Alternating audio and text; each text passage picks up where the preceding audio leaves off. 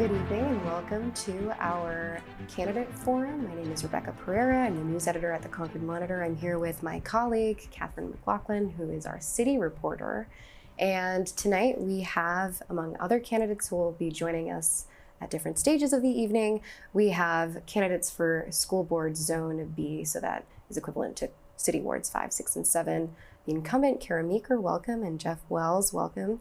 We will have 2 opening statements, each a minute long, and then we will begin with our questions. Okay. Kara, let's start with you. You have a minute. All right, thank you. Hi everybody, my name is Kara Meeker. I am your Zone B representative, so Wards 5, 6, and 7. Thank you to Concord TV for having us and the Concord Monitor. I've been serving on the board for 3 years now. I take my job very seriously. I am on the executive committee as the board secretary. I am the chair of the Policy and Communications Committee. I sit on other committees and I often attend committees I'm not even on because I really want to make sure that I'm understanding all the ways that our district is interconnected. I'm also a mom in the district. I have a 7th grader at Runlet, go Blue Dukes, and I do a lot of volunteer work in the community.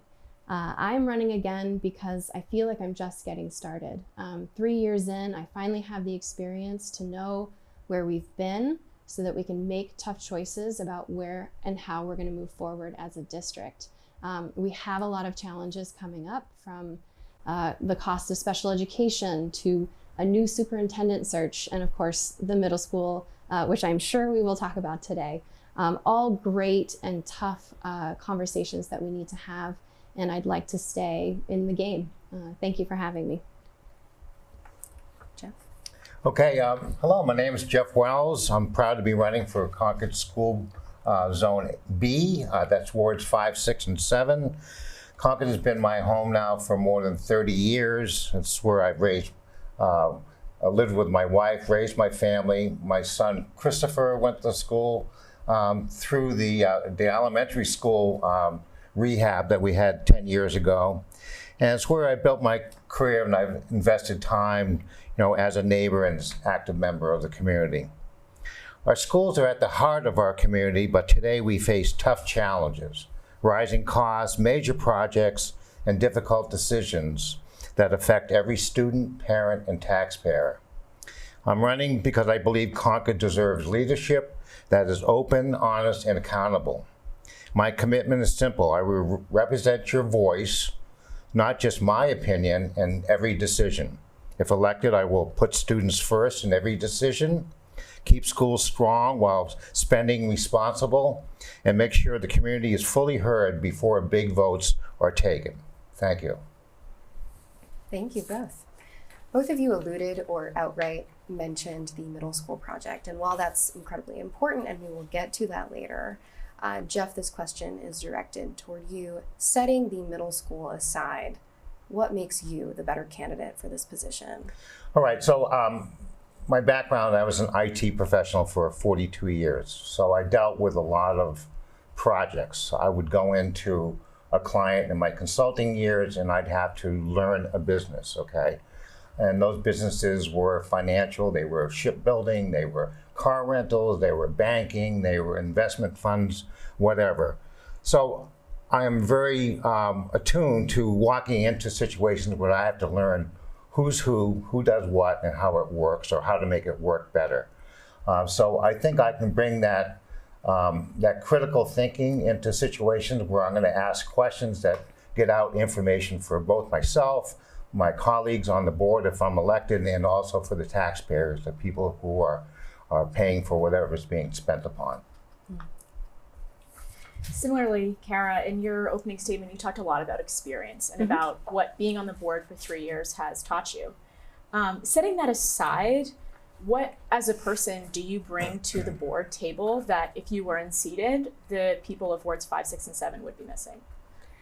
Oh gosh. Well, I do have a unique skill set, which is that I have professional experience in government and policymaking. I spent nearly a decade working in a nonpartisan office for the Colorado legislature before moving here, and I currently work for the judicial branch. Policy and rules and process really matter to me. It's one of the reasons I was voluntold to become board secretary, because I really do value process. And I think that being organized and understanding how to empower ourselves as a board through process is necessary. I've really enjoyed mentoring new people as they come on, because I think that to be a valuable board member, you need to understand the environment that you're in. And rather than learning that on your own or sort of trial by fire, I think it's worth having conversations around, how to make motions, how to bring proposals, how to read a budget. And these are all things that I have really, hopefully taken the initiative. And I think hopefully my other board members would agree that, I can have these conversations and we can learn together. Additionally, I think that I'm a very thoughtful person and I really do care about relationships. I don't agree with every decision that every board member wants to make, but I value who they are as a member of our community, and I take what they say with respect, and I even if I disagree, I will think on it. It's important that we all have an opportunity to have our voices heard. It is now time to turn to the middle school, but to its related funding more specifically. Kara, you said in response to our candidate survey that in asking taxpayers to tighten their belts for a new middle school, the district should be ready to do the same. At the same time, it's also a frequent refrain of the board that so much of your budget is mandated by law or by a collective bargaining agreement. Yep. So where can the district actually find places to make these reductions? Where do you see places where it can tighten its belt? Right. Sometimes it feels like squeezing water from a stone. We do spend the majority of our budget on pre-contracted salaries, health insurance, and I want to make sure that we are moving into a negotiation process with our teachers union, that we have a contract that is sustainable, that is good for our teachers and sustainable for our district and our taxpayers. That is going to be a tough conversation that we need to have. With regard to special education, we just met last night to talk about the overages in special education in our district. These are federally and state mandated costs that we must incur, and they're rising every year. So we need to have long range planning when it comes to how we're going to deal with special education funding. That may mean advocating at the state level for their contribution to what they are requiring us to do. Being in collaboration with other districts. And as staffing gets a little easier, it's been difficult coming out of COVID to find people to fill in-house positions. But when we can fill those positions in-house rather than contract them out and be at the mercy of a private company's rates, we can bring costs down. So these are all, difficult and thoughtful conversations we need to have. We also are looking at class sizes. We want to make sure that while teachers are, teaching the smallest class size possible, that we are staying within that range. And so sometimes, like in the last couple of years, that has meant eliminating some positions that we no longer need to fill because we do have some declining enrollment. So again, very thoughtful, very balanced conversations on how to save money where we can. Jeff, you have advocated for a renovation approach to the middle school, or a hybrid that would reuse the current gym, saying on your website that this would cost taxpayers around $80 million. We have an estimate, and we've written about this estimate from construction professionals, that puts renovation at more expensive than building a new school. And so we're curious if you could explain to us more about the sourcing of your estimate, and why it's at odds with the other estimates that we've seen. Well, I'm not sure why I'm at odds with those estimates. What I've been asking people while I'm on the campaign, we have three choices. We can build a brand new school as designed by HMFH for approximately 150 to 160 million. We can try to figure out some sort of a hybrid or a compromise between renovation of the existing school and building something new, finding a middle ground of 80 to 90 million, and then for maintenance or renovation of the school, spend what we have in reserves and at no cost to the taxpayer. I've been asking people that question now for several weeks. I only have one person that wants to build brand new. A lot of people are in between options 1 and 2. The compromise of 80 to 90 million, and let's just renovate, keep our fingers crossed, and see what happens in Concord.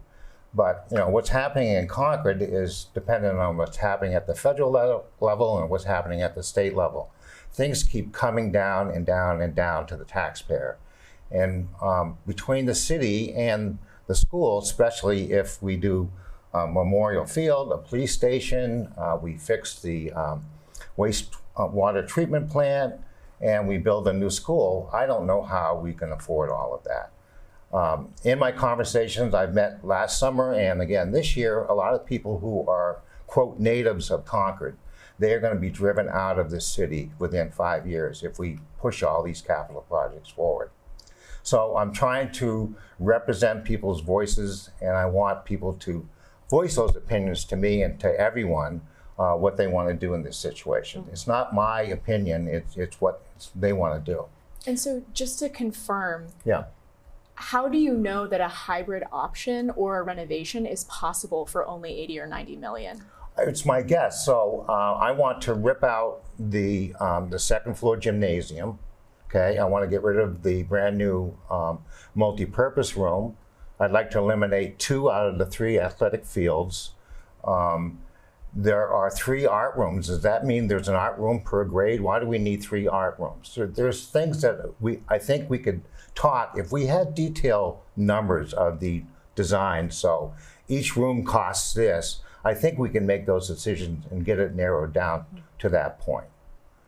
So it's an eyeball on your part, just to clarify. Oh yeah, it's an eyeball on my part because I don't have the detail. I don't think they have the detail of the cost of everything. HMFH comes in, they do a great job of presenting their building. They've got great drawings. The building looks beautiful. I just don't think it fits Concord right now. And I think if we had more detail and we could work with the architects and we had a spreadsheet where, okay, we can eliminate this and this is what the price goes down, then we could get somewhere on that and maybe get to that 80 or 90 million. And I think people might be comfortable in spending that kind of money versus another 60 or 70 million. And don't forget, folks, we're bonding money. Money is borrowed when you bond, and it accumulates over time. So it's not just the 155. We're going to pay a bond over 30 years. It's all going to pile up, and it's going to be on your tax bill. Do you mind if I respond to that? Would that be okay? Sure, we can give you about 30 seconds. Great. So I would love to be able to walk around town and tell you that I can build a school for $80 million. That would make it so much easier to get this project across the finish line. And honestly, like, bless your heart, we're all looking for solutions with the best information that we have. We have done our due diligence and we have yet to find a solution, hybrid or no, that gets us to that price tag. We can definitely work back from the existing design of a new school to take things out that cost money, an auditorium that's $2 million, maybe art rooms that we can price out per square foot. But these are real numbers that we do have, and we have an architecture firm and a construction firm that are highly experienced telling us that a renovation is not feasible for all kinds of reasons, which I can expand on. But also you can come to Runlet Middle School tonight, actually, if you're running this today, to learn more about the new design. Thank you. Jeff, I just want to give you any chance to respond to her comments. Well, frankly, I don't think you have the numbers. I haven't seen them. If they do exist, the public needs to see those. I was a consultant for 10 years. I'm not an architect, never been an architect, but I know the game they're playing. I would go into a client and I would want to make the most money I could for myself, my team, my staff, my company, and I would always be pushing the high-priced things. But at some point, you have to come to a consensus or an understanding how much things are going to cost. And I don't think that the current board has done enough to look at reducing the cost to even approach the 80 to 90 million. So speaking of some quote unquote fat that can be trimmed potentially from plans, the art rooms, the gymnasium, This forum had been originally scheduled for Concord High School's auditorium, and one of the few reasons that it changed locations is because the auditorium is closed for repairs. And last year we heard from performing arts leaders who were frustrated that the new middle school plan includes a brand new auditorium while the one at Concord High is too small, not ADA compliant, needing repairs, doesn't support the needs of that school's art programs. And so does the middle school need a new auditorium? And should there be a conversation, a more at length conversation about the new one at the high school? I care, this is for you. Sure. So I would absolutely love to renovate the auditorium at Concord High. It would be a dream. We have a list of projects that we would like to move on in the next 10 years, right? You have to plan these capital projects out years in advance. At the same time, with the opportunity of a new middle school, gives us a chance to build something new that can be used not only by our middle school community, but our high school community, our elementary school community. It's a district resource, and it's a community resource. And it is specifically something that has been asked for by parents and teachers and students. Right now, there just isn't enough room to have performances. If you've ever been a parent in the gym at the middle school for a performance where you're kind of peeking over heads in folding chairs trying to see your kids, it's just not a great environment. The acoustics aren't great. We're doing the best we can. We love the performances as they are, but there are so many opportunities to utilize that new space. And we've got one middle school. We've got one shot. If we're gonna do this new school, why not put things in that our parents and students and teachers have been really asking for, particularly the theater and music community? I think that's actually a great segue to our next question. Jeff, I've heard you talk tonight and before mentioning students, parents, taxpayers. Mm-hmm. I want to ask you about staff. At a hearing in January in particular, Concord teachers pleaded with the school board to move forward with the middle school at broken ground, weary of yet another delay to the new school and that potential added costs in the south end might mean cutting some of the features they were excited about. What did you make of their perspective in that hearing? And as a board member, how would you factor in the voices of staff compared with the other groups that you mentioned? Yeah, I wouldn't be in agreement with cutting staff of teachers. Teachers, we're about teaching children here, and this is about education. And I'm of the opinion that a beautiful building does not teach a child. What teaches a child is a good, competent teacher with great education, great skills, and great curriculum. So I don't buy that we were going to have to spend money on a brand new school and then get rid of teachers. That doesn't make sense. And that's why I want to drive the costs down so we don't have to get into those difficult decisions. Because I go to the board meetings almost as much as the other board members do, and I understand that, you know, finances are very difficult. They're all over the place. You have people coming in from every direction. Now there's a new crisis. You know, last night, you know, they discussed the special education, and then there's a new assessment by the state, which is creating a shortfall for the school district. So we have to keep in mind, we have to teach our children, but a building that is designed at the state that HMFH has it is not needed. It's beautiful, it's nice. I wish we could afford it. I don't think the taxpayers of Concord want it. I just want to follow up, and maybe I should rephrase my question a little bit. You mentioned investing in teaching and teachers who are really the people face-to-face with kids every day. Teachers have told the monitor, teachers have told the school board, they want a new middle school. What do you say to them? I don't understand why they need a new school to do their job. Honestly, I don't. So in the hybrid position, the teaching part of the school, I wouldn't touch. I'd leave those 3 towers, and that's where the bulk of the teaching is going to go on. I know I'm not paying attention to the creative arts, but I haven't touched the auditorium in that design, and I'm not saying that we move all the art things, but we have 3 to 4 buildings for music. One for band, one for chorus, and another for, well, I can't remember what the third one was, but it all seems excessive. And in life, we all have to make decisions. We don't always get everything we want. We have to choose and what we need versus what we want. And just because I want a Lamborghini doesn't mean I'm going to go out and borrow money to buy a Lamborghini. I'm going to buy a car that I can afford and that's not going to tax my inheritance or my family. So, May I respond to that? Would that be okay? Briefly. So I want to talk about what it means when we're talking about a Lamborghini and what our teachers might need out of a new middle school. Right now, our science classrooms don't have sinks, so they have to bring in buckets of water when they want to do their experiments. We have faulty HVAC, so people are sweating when it's hot and freezing when it's cold. We have deficiencies all over the building. A new school, what is considered fancy, is not fancy. We are talking about modern plumbing, modern electrical, ADA accessible bathrooms for wheelchair users, whether they're students, staff, or community members that may come in. I really want to push back against this idea that we're doing something overly fancy. We are confronting a very difficult pricing environment to build a school that is filled with necessities for students and teachers. Thank you. One more point. The building at $155 million will be the most expensive school ever built in the state of New Hampshire, ever. Okay, I think it's time to move on to our final question for you.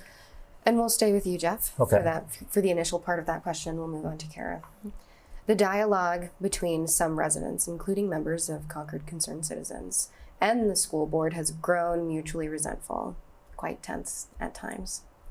If you win, you will have to work alongside some people who you've described at various moments as incompetent or careless or deliberately I've never used the word deceitful. incompetent. We're quoting directly from you, just characterizing Okay. what we, through our own reporting, have interpreted to be your perception of some Okay. members of the school Right. board. What will you do if you are elected to turn down the temperature on those conversations and to work collaboratively with members of the school board who you have disagreed with, to put it mildly? Okay. I would probably like to continue what Barb Higgins has been trying to do for the past several months, is get a debate going in that room, in those discussions. So for example, HMFH has shown up twice to do a presentation and they've given themselves a raise. So when the decision was to keep the school at South Street, they came back, since we're not building at broken ground, $16 million increase. No one says anything. And then they come back again and say, well, we have to do a new design because we have to redo things for South Street, for the existing Runlet location. There's another $9 million. Again, no questions asked. At those points, it's where someone needs to say, okay, please explain to me why we're going to pay more money here. Okay, and so we get that understanding. And then we have to look around the board and saying, okay, so we've increased our budget. What now are we going to cut out so we don't keep increasing the budget further and further and further? Now, this budget's been all over the place. It started at 178. We were at 152 cap at one point over at East Concord. Now we're back to 165 with some rebates and things. We're down to 155. So it's all over the place. But I think we just need to have more debate, more discussions, and more understanding so everybody in the room knows what they're voting on. So open conversation. Exactly. Okay. Thank you. And Kara, to you, if you win, Jeff will still be your constituent. Absolutely. And many people, both involved with the Concerned Citizens and otherwise, will have a long-standing feeling they've had that they don't feel like the school board hears them. Mm-hmm. What will you do to better build bridges with members of the community who don't feel like the school board really listens or pays attention to them? Yeah. I would like to think that my constituents who even disagree with me know that we can have a respectful conversation. I have met with people in our local park, sat in the gazebo in Rollins Park, and had an honest discussion about concerns over taxes, over the school, over the trust in the school board.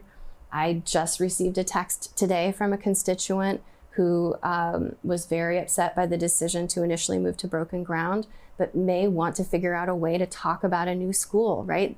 With all this discomfort that we've had, I think it's really difficult for people to now move into the rebuild at Runlet space, right? It was rebuild at Runlet because you guys messed up. And now it's, well, okay, we're rebuilding at Runlet. And I think there's some opportunity here for reframing our conversation around it. I want to be excited. I want to be joyful. I want to have hard conversations, but with a vision for our district in mind. And I think everybody can get on board with that, right? If the starting point is, let's get to a yes for giving our students the best we've got, for giving our teachers the best we've got. Now, how do we get there? And I think that there's so much common ground in there for us to have those discussions. And sometimes it's on Nextdoor and on the apps, and sometimes it's on social media, and sometimes it's in person, just over coffee with a friend. Okay. Let's move on to closing statements. We will again start with Kara, alphabetical. Sure. Thank you so much. Thank you for the opportunity to, again, let you know a little bit about me, the time that I've spent on the board, and why I want to continue as a board representative for wards 5, 6, and 7. Despite the tension at times, I have really loved this work. It is very meaningful to me, and being of service to my community is everything to me. So I would love the opportunity to continue to do that, knowing that whatever that looks like in the future, I'll still be here working for us, for Concord. Thanks. All right, thank you all for listening. As I've been stating, Concord's at a crossroads, facing major decisions on spending, school facilities, and student outcomes. We need leadership that asks tough questions, demand clear answers, and focuses on what truly matters, giving our students the best education while keeping our schools affordable for taxpayers. With over 40 years of IT experience managing complex problems, projects, and solving tough business problems, I bring a thoughtful, fact-based approach, one that looks carefully at the numbers and the impact on families before making those decisions. I will always put Concord students first, along with families and taxpayers. On November 4th, I ask for your vote so together we can build strong schools and a strong community. Thank you. All right, well, thank you to you both. It was wonderful having you and talking to you as brief as our conversation was. Thank you to everyone who is watching currently, and we will see you on November 4th. Thank you so much to Concord TV for having us. Yay. Okay, thank you.